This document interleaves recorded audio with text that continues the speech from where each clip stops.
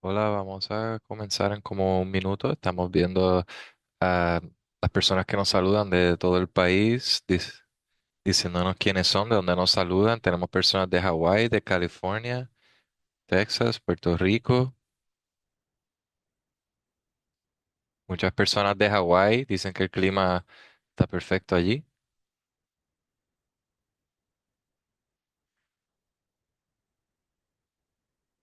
Sí, voy a dejar que para que me digas, para comenzar. Eh, bueno, pues gracias por presentarse. Bueno saber de dónde vienen.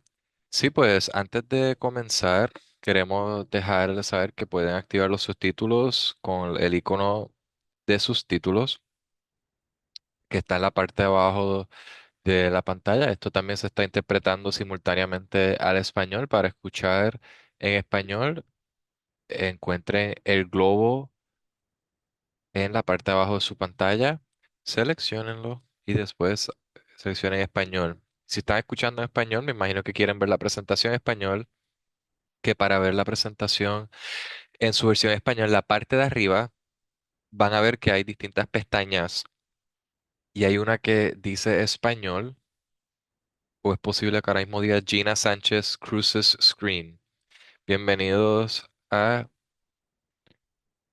la sesión de facilitando o reconociendo las enfermedades relacionadas a pesticidas en los niños. Y antes de comenzar, quería discutir algunos asuntos administrativos con ustedes. Esta sesión se está grabando en español y en inglés y luego van a recibir un correo electrónico con las grabaciones, una evaluación, posesión y un PDF de la presentación de inglés y español. Si tienen preguntas en algún momento, por favor, escríbanlas en el chat o en la parte de preguntas y respuestas. Y también como esto se está interpretando, les recordamos que por favor hablen un poco más lento de lo que hablarían normalmente para darles ese espacio a los intérpretes. Esta sesión está aprobada para educación continua por parte de la Red de Proveedores de Servicios de Salud para Migrantes y por la Academia Estadounidense de Médicos de Familia, AFP por las siglas en inglés. Si quieren recibir un certificado de, por completar esto, pues tienen que asegurarse de completar la evaluación que verán al final del taller. También debemos divulgar que no tenemos relaciones financieras relevantes que se relacionen con esta presentación, ni tenemos relaciones financieras relevantes con compañías no elegibles cuya actividad principal sea la producción, comercialización, venta, reventa o distribución de productos para el cuidado de la salud que se usen en pacientes o que los pacientes los usen.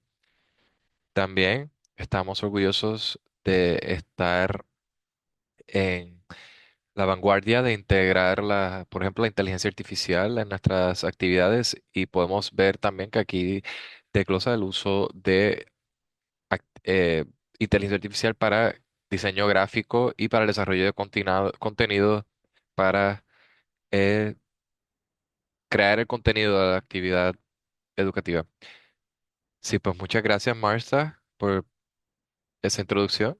Hoy estaremos teniendo unos presentadores y presentadoras muy buenas. Tenemos al Dr. James Roberts, que es un profesor ganador de pediatría en la Universidad Médica de Carolina del Sur, en donde ha trabajado ahí desde el 1997. El Dr. Roberts es un doctor reconocido a nivel nacional que ha sido reconocido por su trabajo en ambientes de salud pediátrica, particularmente en cuanto al envenenamiento por plomo y de pesticidas.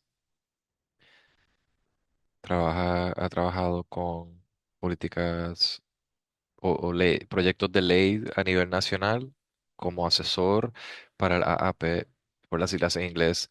Su pericia le ha dado forma a recomendaciones del CDC y al reconocimiento del EPE de estos venenos, que es uno de los recursos que se van a estar cubriendo hoy. Nuestro segundo presentador es nuestro amigo y colega, nuestro amigo y colega es Amy, que es oficial. Ella ha dedicado su carrera para mejorar la salud de estas poblaciones,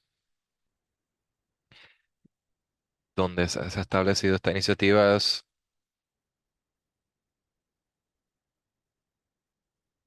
Ahora mismo trabaja con varios programas para entonces intervenciones basadas en la comunidad. También una líder que trabaja con salud de trabajadores y ha trabajado con políticas públicas. Y nos disculpamos que la interpretación ha sufrido un poco, pero se está leyendo algo muy rápido que es difícil de interpretar. Estamos pidiendo ya ayuda con eso. En el 2024 ha sido reconocida por su trabajo humanitario y entonces ahora se lo paso a Amy. Sí, muchas gracias. ¿Podemos ir a la próxima diapositiva? Hola, es muy emocionante tenerles. Vamos a comenzar asegurándonos que sepan utilizar nuestras herramientas para hacer encuestas y podremos saber primero cuál es su profesión, que pueden ver ahí en la encuesta las opciones. Vamos a darle un momento para que contesten. Tú puedes tomar la decisión de cuándo cerrarlo. Te toca a ti. Pues parece que tenemos un 73% de participantes que han respondido. Si no pueden responder, por favor háganlo en el chat.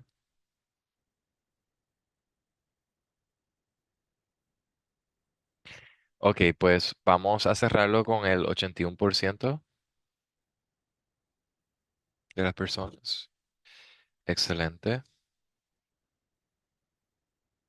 Tenemos una variedad ahí, doctora Roberts, así que esperemos que esa variedad sea de beneficio. Y bueno, hoy vamos a hablar sobre reconocer los signos y síntomas de la exposición a pesticidas en niños y adolescentes, incluyendo las vías de exposición más comunes. Vamos a estar identificando escenarios de exposición pediátrica frecuentes en entornos rurales y agrícolas y también esperamos que al final de esto podamos describir o ustedes puedan describir algunos recursos para pacientes para entonces poder reconocer y manejar y prevenir enfermedades relacionadas con la exposición a pesticidas. Vamos a hablar mucho de este libro que escribió el doctor Roberts, que es Reconocimiento y Manejo de los Envenenamientos por Pesticidas. Y cuando se registran para este seminario en línea, se recibieron un enlace. No es el fin del mundo si no tienen el enlace o si no lo han bajado, pero si han tenido una oportunidad de hacerlo, eh, vamos a hacer referencia a esto y luego hay muchas oportunidades para accesar. Próxima diapositiva. Sí, pues entonces se lo va a pasar a doctora Roberts. Ok, gracias, Amy. Esto es muy emocionante para mí. Yo vengo de Charleston, de Carolina del Sur, y nunca he trabajado en un webinar con interpretación simultánea a otro idioma. Así que para los intérpretes, por favor, déjenos saber si debo parar de o hablar más lento y sentí pánico porque por un momento yo estaba viendo las diapositivas en español, pero ya vi cómo ver las diapositivas en inglés, así que me alegro que estén ambos idiomas. Para comenzar a hablar de los datos de pesticidas, de 10.000 a 20.000 casos de exposición laboral al año en Estados Unidos se reportan, pero esto es un producto de un sistema de medición que no funciona realmente. Hay muchos trabajadores agrícolas latinos que son los más expuestos y que no comparten necesariamente la información con la manera que están recopilándola. Y cada año se usan más de 1.000 millones de libras de pesticidas, principalmente en la agricultura. Tenemos 3 millones de casos de intoxicación, 200.000 muertes. Si se cuentan todos los casos, son 25 millones de intoxicaciones en el mundo. El 98% de los casos no se reportan a sistemas de vigilancia. Así que pueden ver cómo hay muchos que están debajo de la superficie. Así que hay mucho que discutir, pero si recuerdan una cosa de esta presentación, espero que sea esto. Yo trabajo en lo pediátrico, el mundo pediátrico, y miro muchos datos de este campo, pero esto se puede relacionar a cualquier adulto, cualquier grupo, pero los datos de los niños indican que el 80% de los niños que fueron envenenados llegaron al hospital con un diagnosis incorrecto, o un diagnóstico incorrecto, mejor dicho. Así que es posible que no sea tan común cuando uno ve todos los venenos o todas las intoxicaciones, pero se necesita tener un alto índice de sospecha para que no pase por desapercibida. Así que vamos a hablar de algunos casos. Esto es un bebé que llegó casi en un estado de coma, no tenía apetito, vómito, muy letárgico y Mon no se movía. Y los proveedores reportaron que apnea durante el traslado, o sea, se le pusieron los ojos en blanco, los rodó hacia arriba y también tenía la respiración muy débil, tenía el corazón acelerado, eso sí, tenía un aumento de las secreciones. Así que, ¿cuál es el diagnóstico? Y esto se puede poner en el chat, esto no es una pregunta de encuesta y pueden pensarlo para ustedes. Pero les quiero dar un poco más de información sobre esto. Información adicional del historial médico. Este bebé tiene 5 ingresos hospitalarios previos, uno de los cuales se sospechó que fue por exposición a organofosfatos, pruebas de sepsis negativas. Se le administró fentanilo, pralidoxima y atropina. Se le encontró una disminución de los niveles de colinesterasa en los glóbulos rojos y en el plasma. Las muestras iniciales de orina, sangre y leche materna no mostraron presencia de pesticidas y sus metabolitos, pero en realidad esto es más algo de laboratorio, no de tiempo real, pero es como para tratar de resumirles los datos a lo largo de la hospitalización. Mientras el bebé estaba listo, disculpa, mientras se estabilizaba en el hospital, se investigó sobre el trabajo del padre.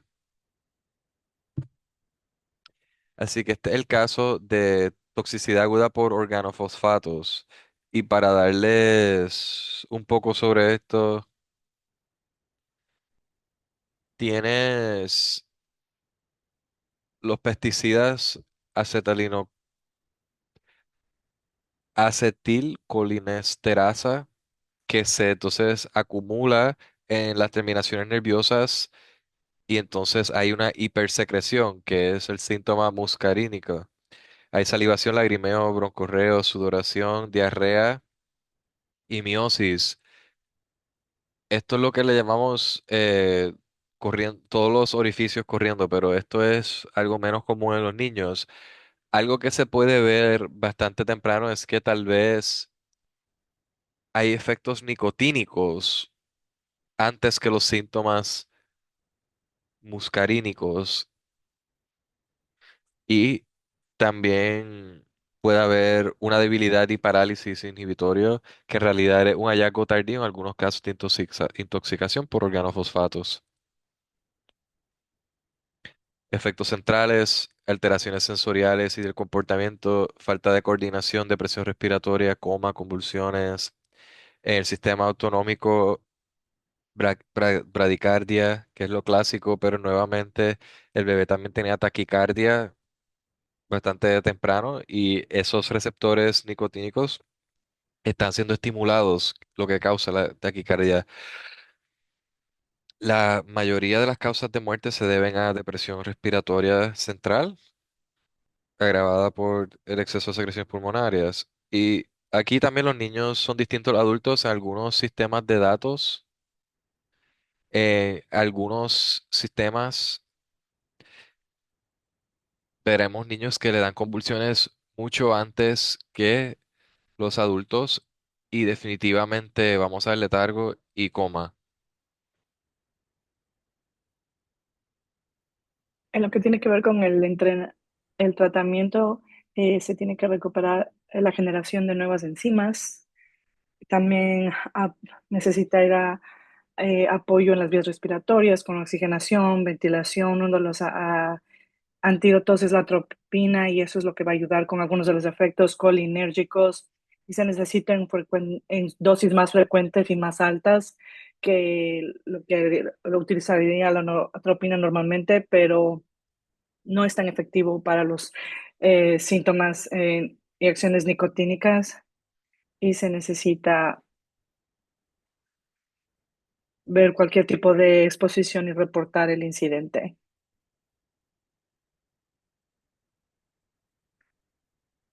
Entonces, los datos en cuanto al entorno de la casa del bebé, se hicieron analizaron varias muestras de la casa y se buscó los OPs y se encontró dos OPs diferentes y se envió la muestra de orina del bebé a la CDC para realizar más pruebas y se encontró metabolitos de acetato y de metilo P. Y también se habilitó un área de descontaminación separada del área principal de la vivienda para que los padres, el tío puedan tener un espacio para que se puedan cambiar de ropa y que se asegure de que eh, se duche antes de que pueda ver al bebé. En la escuela de medicina y la residencia no se aprende mucho de estos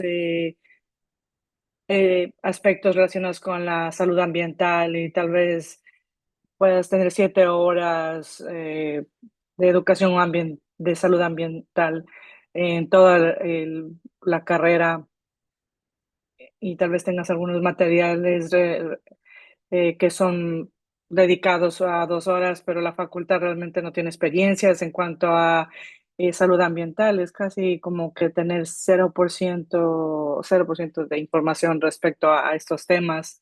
En cuanto a varios eh, de los proveedores de servicios de la salud participan en menos de 2 horas o que el entrenamiento en lo que tiene que ver con la salud ambiental de los que fueron encuestados. En lo que tiene que ver en los que los médicos y estudiantes que tienen con respecto al conocimiento sobre los pesticidas, realmente aprenden durante el examen físico para poder reconocer la intoxicación por pesticidas, pero tienen que crear un historial médico y tener un examen físico y puede ser que estén incluidos o no esos pesticidas dentro de sus dentro del examen médico que están realizando y a veces cuando piensan en pesticidas, piensan en insecticidas, pero no piensan en otros herbicidas o otros tipos que pueden causar intoxicación. Una de las pocas cosas que se cubren dentro de la clase de farmacología es acerca del beneficios para ratas porque debido al antídoto, pero nadie puede decir la diferencia entre órgano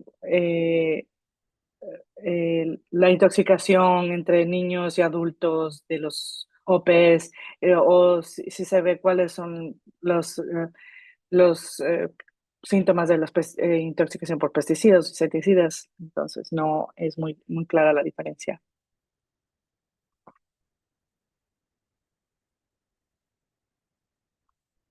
Esta es una lista muy larga de síntomas y signos más comunes y vamos a hablar un poco más acerca de las convulsiones.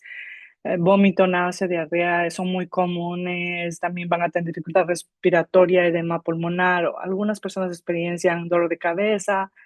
Otros agentes pueden causar mucho comezón y otros no tienen algunos efectos en el sistema cardiovascular. Es muy importante que atender la exposición a los miembros de la familia, entonces por eso es importante tener una historia de ocupacional.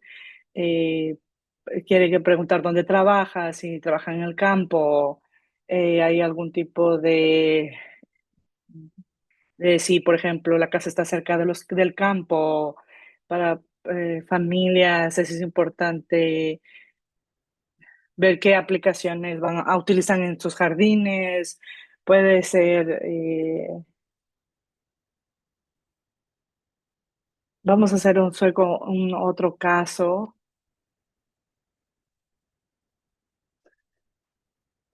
y para ver cuáles son los cambios en el estado mental. Tenemos un paciente con estado semicomatoso que fue traído por ambulancia y tenía inicialmente picazón, ardor, estaba entumecido con las manos, después de haber estado trabajando en el campo y parece uno de pesticida, ¿no? Pero aún con esa clave, ¿hay algo que ustedes están viendo que, que puede ser aparte como otra opción que no sea un OP? Este paciente también tenía mareo, dolor de cabeza, náusea, vómito y inicialmente no sabemos a qué estuvo expuesto, entonces puede ser un herbicida o puede ser una reacción alérgica.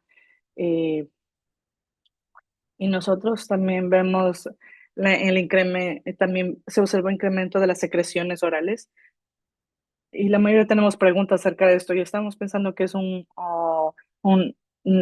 intoxicación de un órgano fosfato, pero no es. Tenemos cianosis y crepitaciones, tenemos fasciculaciones musculares, también se vio taquicardia, bradicardia y empezó a tener convulsiones en los primeros 30 minutos. Entonces, yo creo que ya casi les dije la respuesta. Se trata de otro caso de intoxicación por OP y este me puedes decir si es que tengo que cuando tengo que avanzar o no.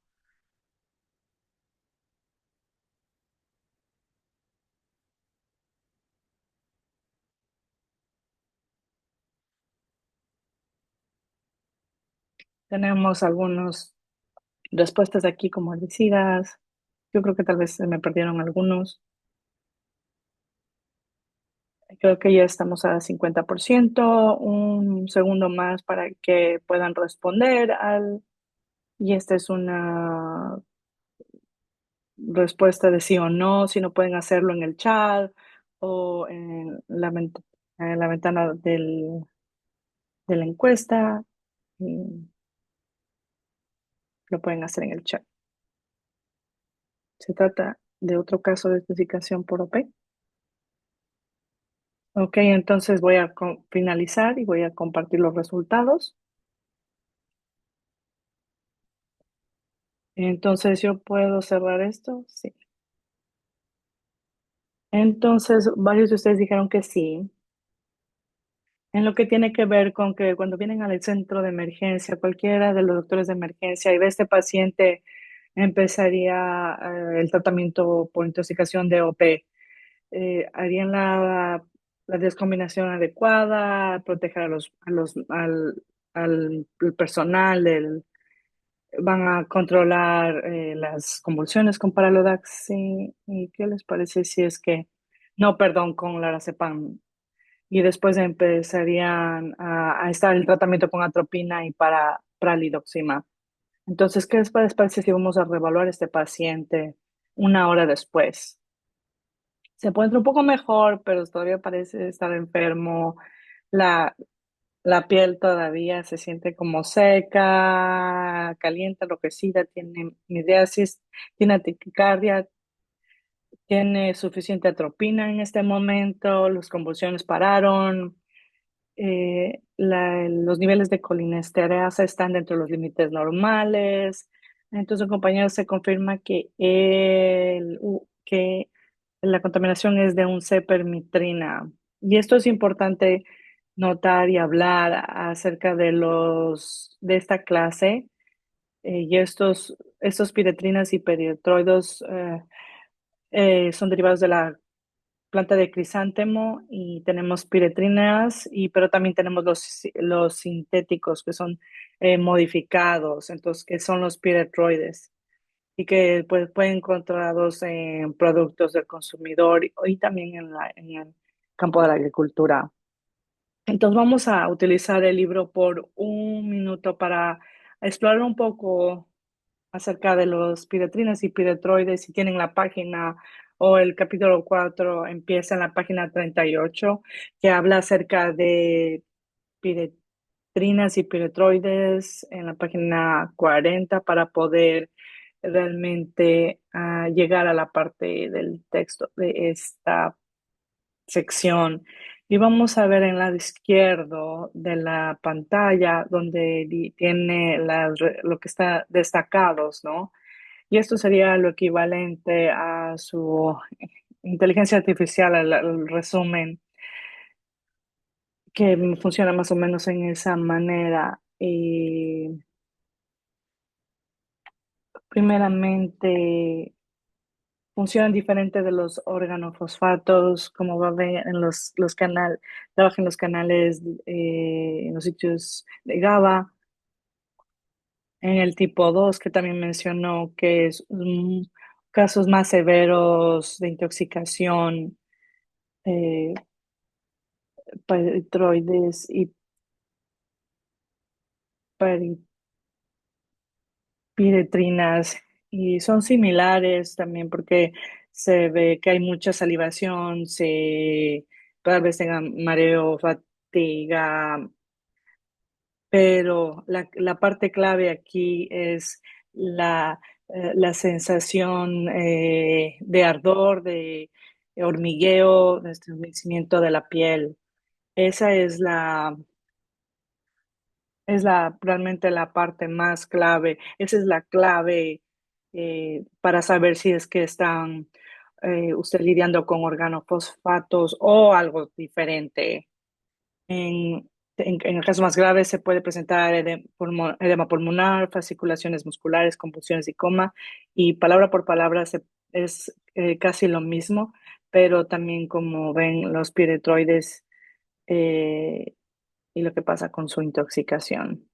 Que, y brevemente voy a mencionar algunos insecticidas eh, que ha estado neonicotinoides que han estado en el mercado, y estos grupos son utilizados extensamente. Los nicotinoides han sido utilizados en la agricultura y también para el control de pulgas. El fipronil se utiliza para la agricultura en el tratamiento de gramas, cebos, para cucarachas. Tienen menor toxicidad para los seres humanos, pero cada década se empieza a ingresar con diferente tipo de insecticidas porque nos deshacemos de algunos, y ahora tenemos, por ejemplo, los OPs, algunos ya no están en el mercado con los piretroides, hay algunos que todavía tienen mucha toxicidad. Entonces, realmente se ha progresado en este sentido. Estas dos clases son más, que tienen menos toxicidad para los humanos. También el libro que usted tiene en su mano o en el enlace, también se puede ver cómo se debe pensar para ver qué tipo de diagnóstico que usted puede tener en la página 254. Estamos viendo a la área del tubo digestivo, al hígado, eh, dolor abdominal, y entonces si es que ven en la siguiente columna, puede observar todos los pesticidas que pueden estar relacionados con esto, y tenemos los compuestos de cobre, por ejemplo. No es utilizado muy comúnmente, pero si ven los síntomas, puede ver todos los pesticidas que pueden estar asociados también con el agrandamiento del hígado. También vemos que nuevamente aparecen los compuestos de cobre. Entonces, realmente se ve, esta es una explicación de cómo se puede utilizar este libro eh, y el índice. Y yo estaba mencionando que vamos a hablar acerca de las convulsiones porque están involucradas con muchos de los insecticidas. Y realmente esto tiene que ver con los organoclorados hasta los fipronil. Si usted ingiere fipronil, puede tener convulsiones y no, tal vez no le va tanta toxicidad como otros rodens. Sí, hay algunos como el estricinina, el fluoroacetato de sodio que no son muy comunes ahora. Hay algunos casos que herbicidas pueden causar convulsiones en ciertos casos. Entonces yo creo que Amy, esta es tu sección. Doctor, antes de que continuemos a la siguiente sección, solamente quería contestar algunas de las preguntas que están en el chat. Don Nicholson, cómo fue el paciente 17 años después, o fue a través de la respiración, de contacto físico. Entonces, la respuesta es todo lo que mencionaron. El segundo caso era un conjunto de varios reportes. Entonces, queremos hacer como un ejemplo como más para enseñar, pero tenemos un adolescente que está trabajando en los campos y puede ser expuesto a través de la piel, tal vez en manos a la boca, está trabajando y no se lava las manos y después come su almuerzo y se está expuesto de esa manera a través de ingerir los alimentos o a través de inhalación.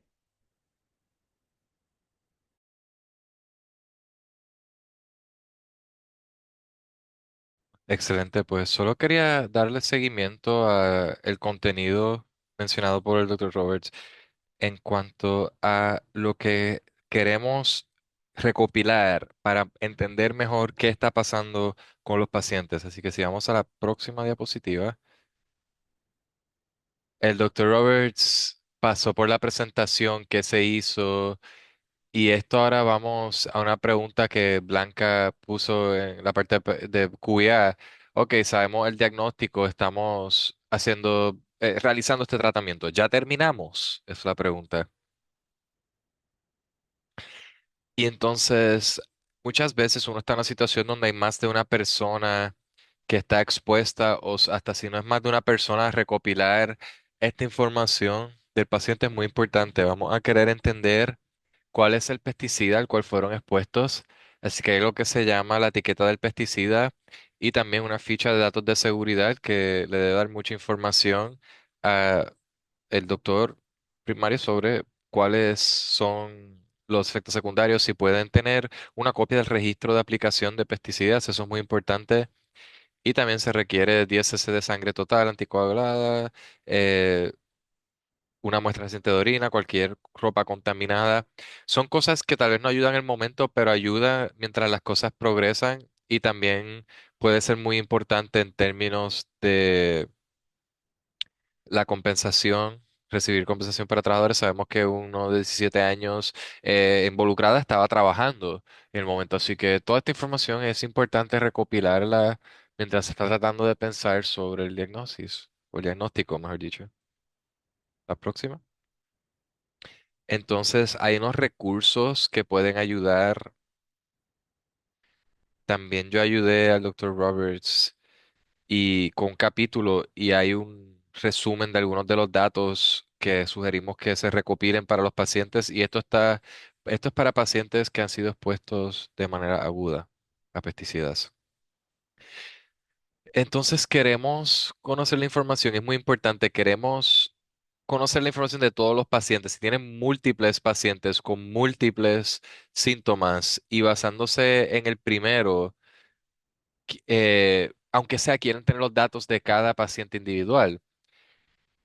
¿Y cuáles son los requisitos entonces para reportar? La exposición a pesticidas es algo que los doctores deben reportar en muchos estados y si no es un requisito del estado, pues eh, el Centro de Control de Veneno puede ayudar.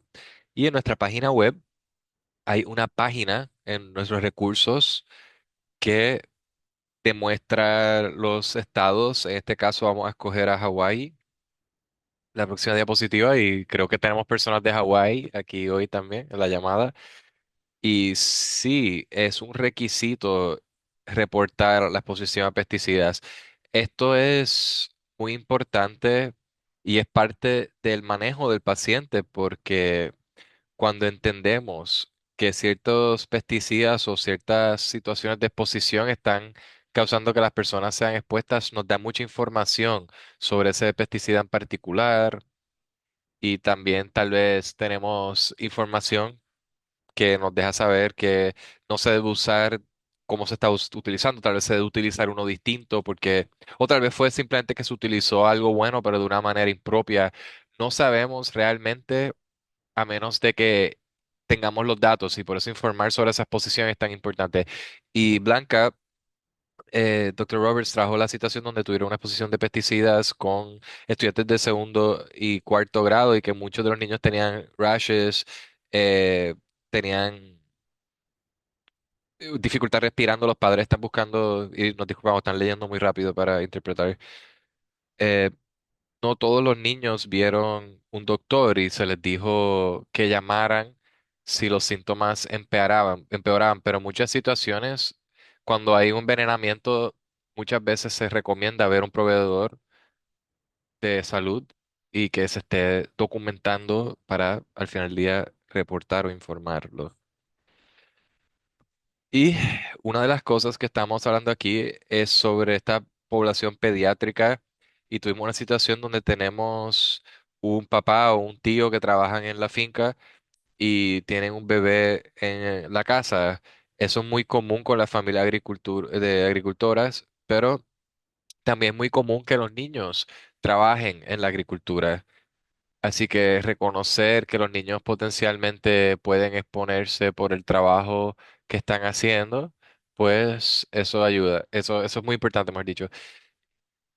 Y eso puede ser desde los 10 años con el permiso de los padres, así que un poco distinto a otras industrias en cuanto a que muchos niños jóvenes pueden trabajar en esta industria.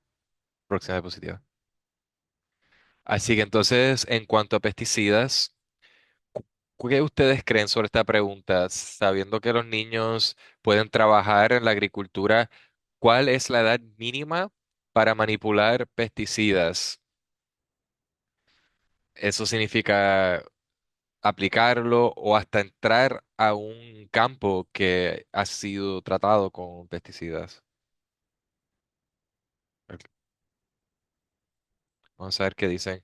Si tenemos como un 50% ahora mismo, vamos a dejarlo abierto unos segundos más. Y si no pueden contestar la encuesta, pueden escribir en el chat también qué edad creen que es la mínima para manipular pesticidas. Y Kathy, voy a contestar tu pregunta en un segundo.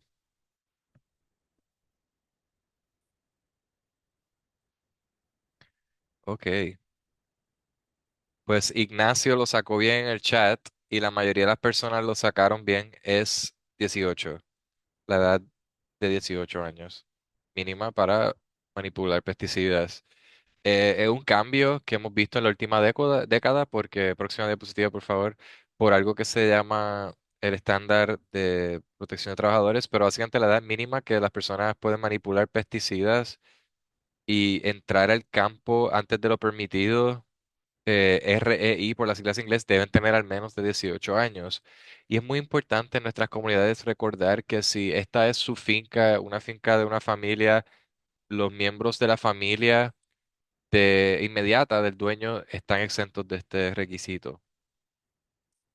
La edad mínima es debido al estándar de protección para trabajadores en el uso de pesticidas agrícolas y fue fortalecido en 2015 y estamos, MSN estamos muy orgullosos del trabajo que hicimos ahí con nuestros aliados, con la EPA, para fortalecer estos estándares protectivos diseñados para reducir el riesgo de enfermedades o lesiones por exposición ocupacional a pesticidas entre trabajadores y manipuladores durante la producción de plantas agrícolas. Y una de las cosas que hicimos para fortalecer el estándar de protección es cambiar la edad mínima. Antes del 2015 no había una edad mínima para la manipulación de pesticidas. La próxima diapositiva. Pues esto es lo básico. Yo puedo hacer un seminario en línea completo sobre esto. No vamos a entrar en detalles, pero el marco normativo del estándar de protectivo de trabajadores es algo de lo cual estoy muy orgulloso, tengo que decirlo.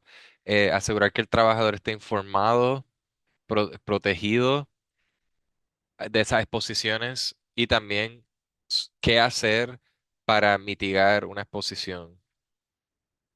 Y entonces, muy rápido para contestar la pregunta de Kathy, ella quería saber si los trabajadores que no están autorizados para trabajar, si están bajo riesgo de no cumplir con algunos de esos requisitos de informar o reportar.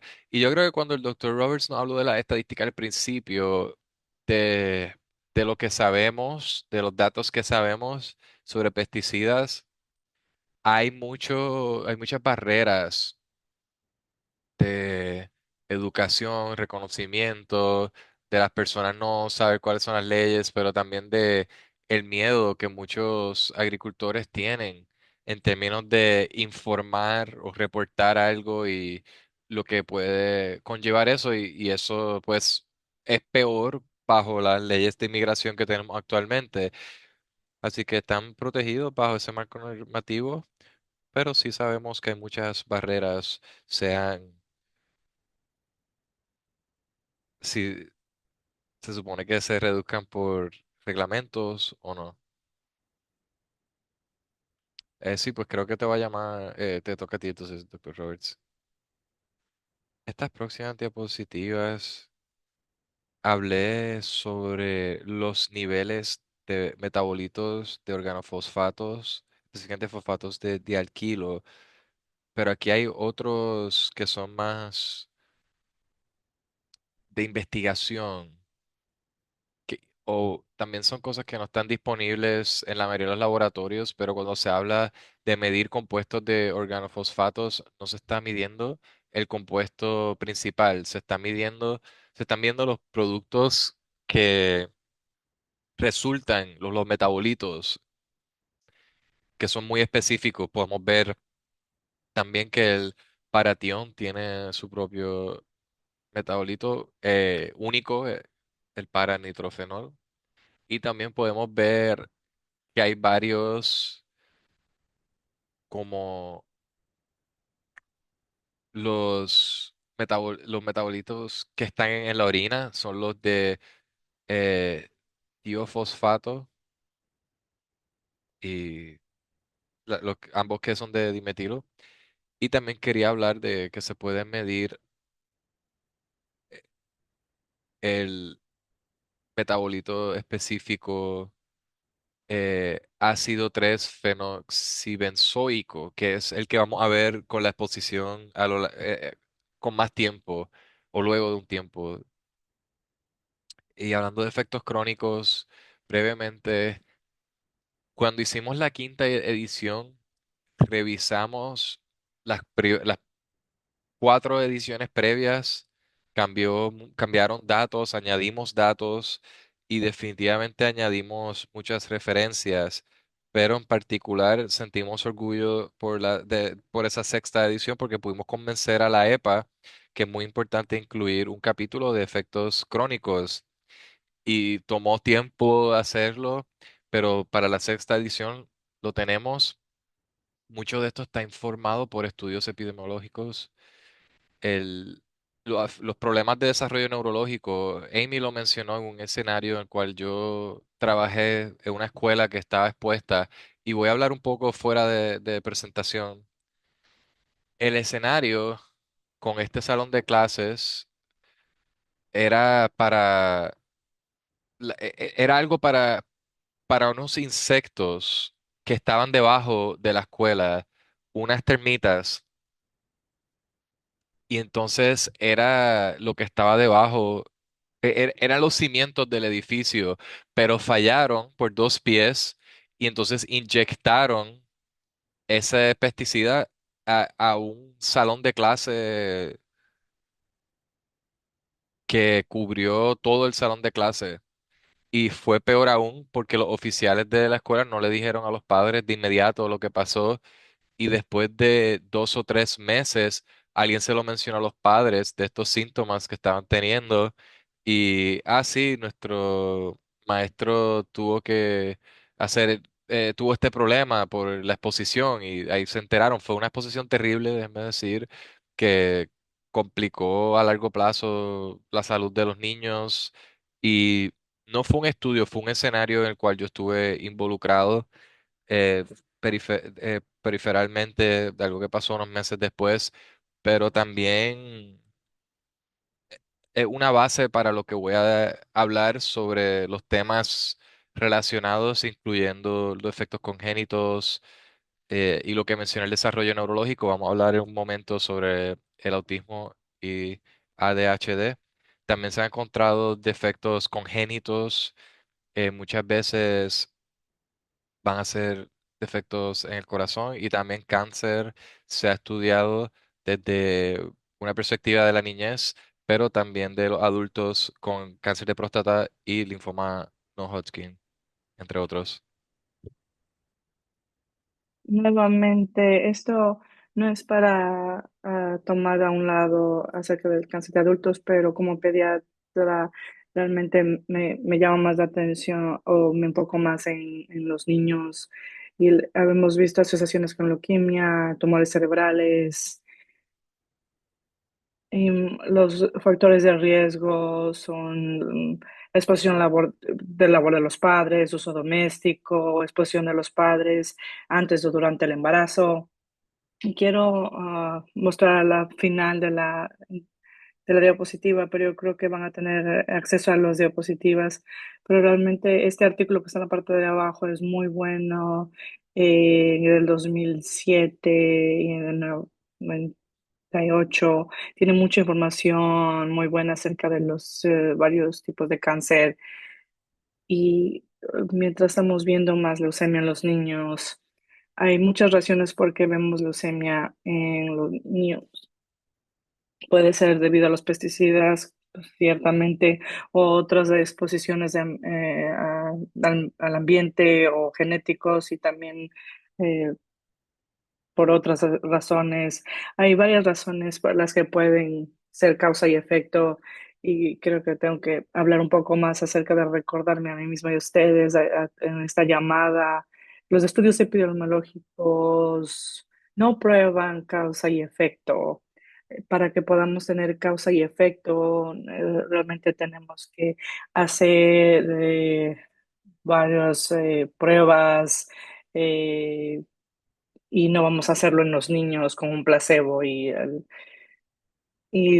después de haber tenido varios estudios epidemiológicos y tener los mismos resultados y tenemos esta evidencia y lo que vamos a poder llegar a lo más cerca de causa y efecto con epidemiología.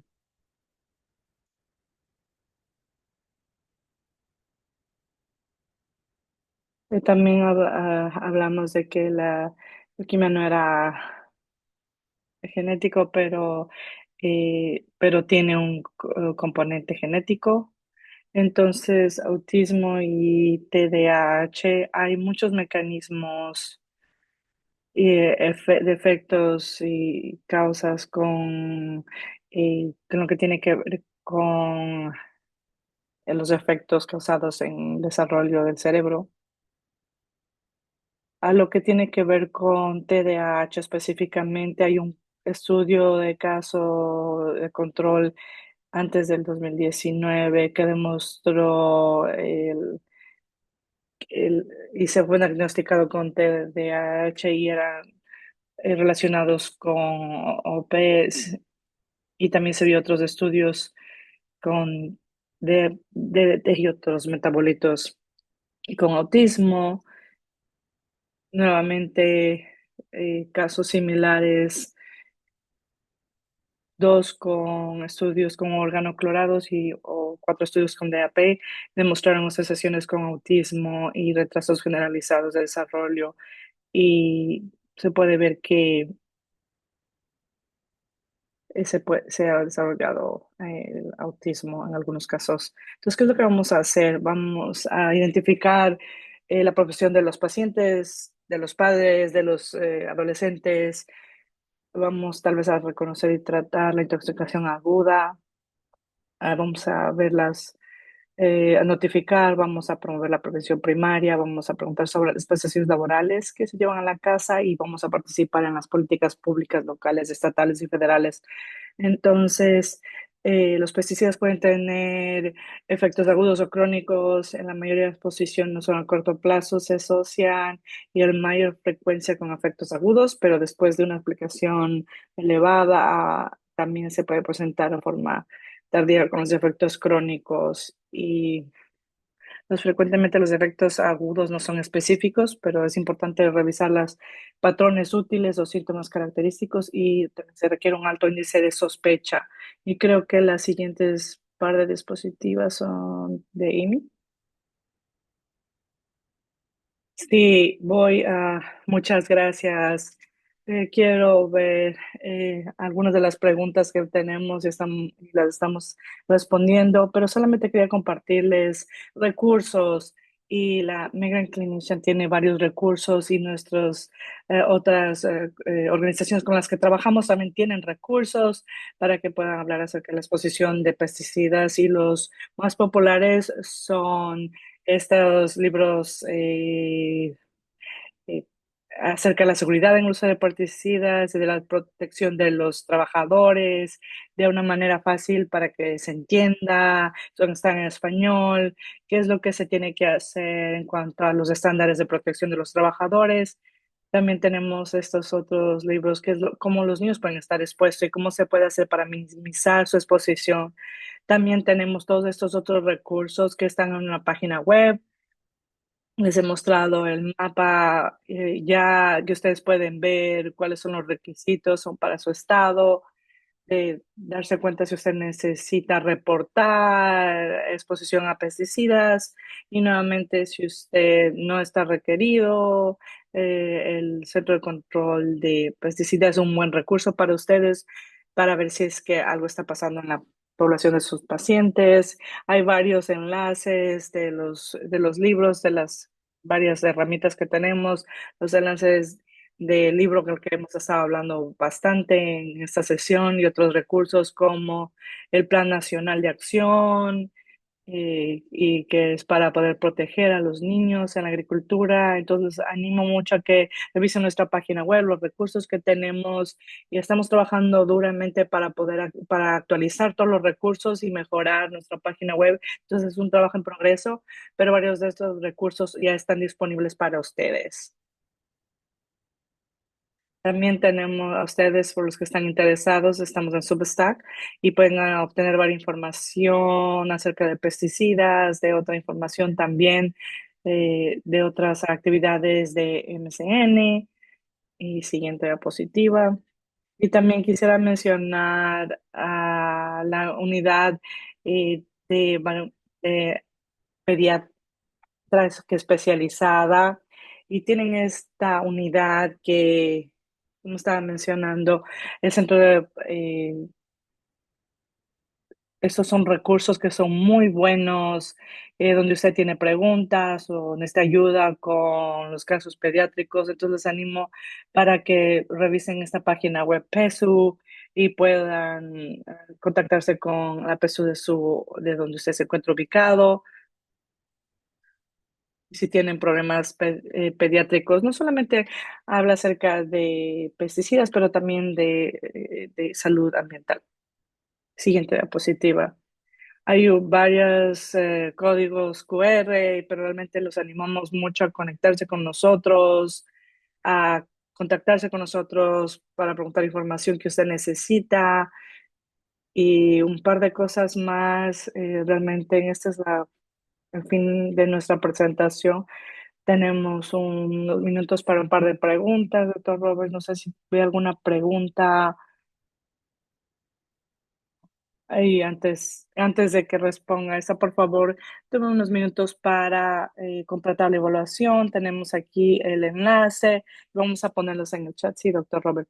Yo recuerdo esta pregunta cuando estaba terminando acerca de los signos más y signos. Y yo creo que después empezamos tu sección y la pregunta era acerca de los signos y síntomas en el índice. Son los mismos para los adultos y los pacientes pediátricos y la respuesta más rápida es que la mayoría son los que se ven en pacientes adultos. Todo depende de los datos que tenemos y entonces cuando se está haciendo evaluaciones o está haciendo búsqueda en los casos de pesticidas, varias ah, lo, hay intentos de suicidio también, entonces se ha recopilado varias información para las opciones con los OPs en los adultos, las convulsiones, la coma, ocurre más en los niños que en los adultos. Había un par de preguntas ahí acerca de lo- los trabajadores indocumentados que no pueden hacer los reportes. No sé si quieren pueden responder estas preguntas o no sé, también había un par después. Solo quiero que aclarar acerca de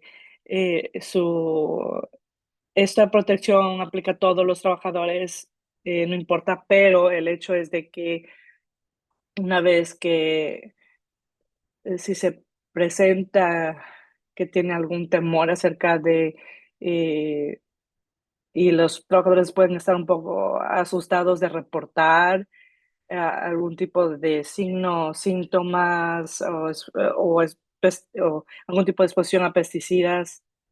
Nosotros realmente tenemos que asegurarnos de que estamos haciendo toda la educación, todo el apoyo para asegurarnos de que los trabajadores del campo están protegidos lo más que puedan de la exposición a pesticidas.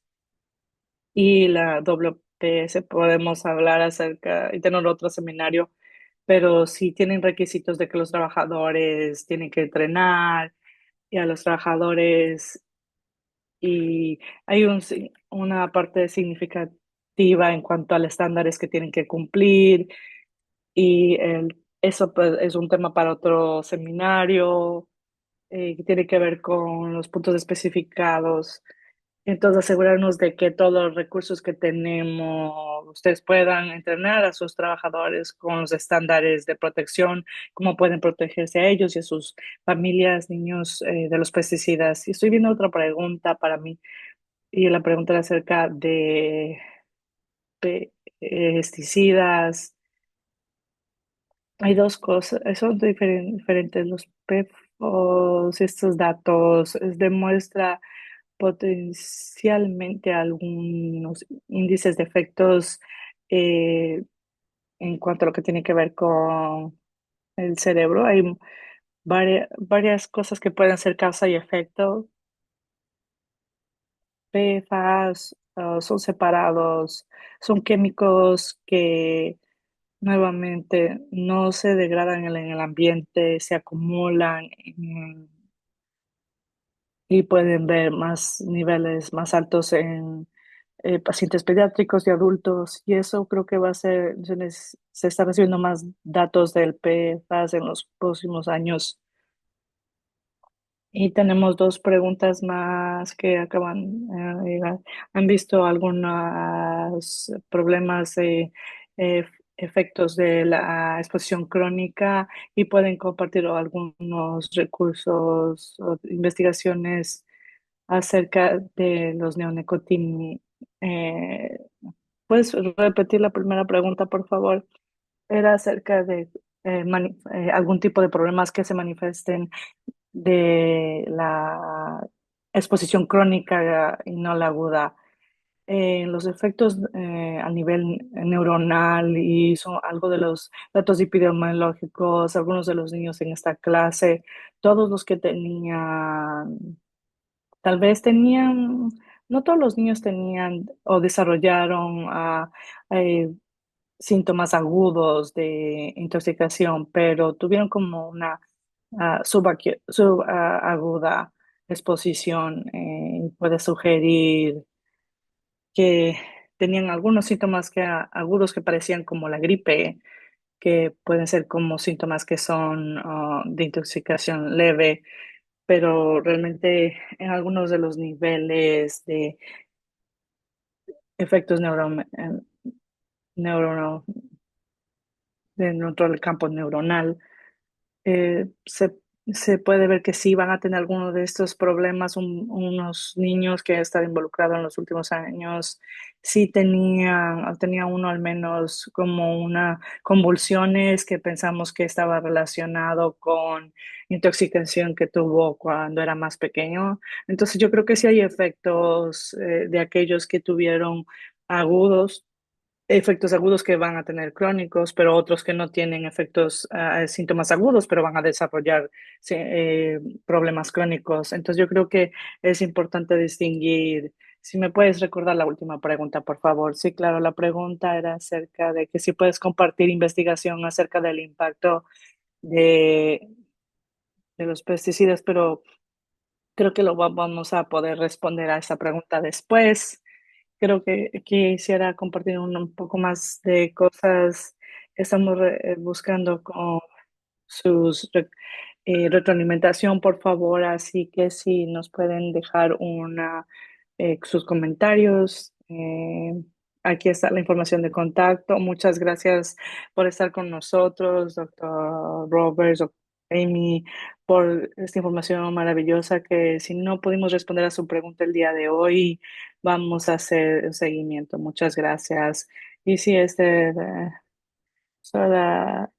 las preguntas que hemos recibido son muy buenas. Yo les animo a que puedan ser parte de nuestro Substack y estén en nuestro correo electrónico porque eh, cuando hacemos los seguimientos y estamos asegurándonos de que los proveedores tienen todos los códigos EDC 10 y podemos escribir un poco para responder esas preguntas y los podemos poner para varias áreas. Y sabemos que no respondemos a todas sus preguntas, pero lo estamos tratando de hacer a través de correo electrónico o tal vez en un Substack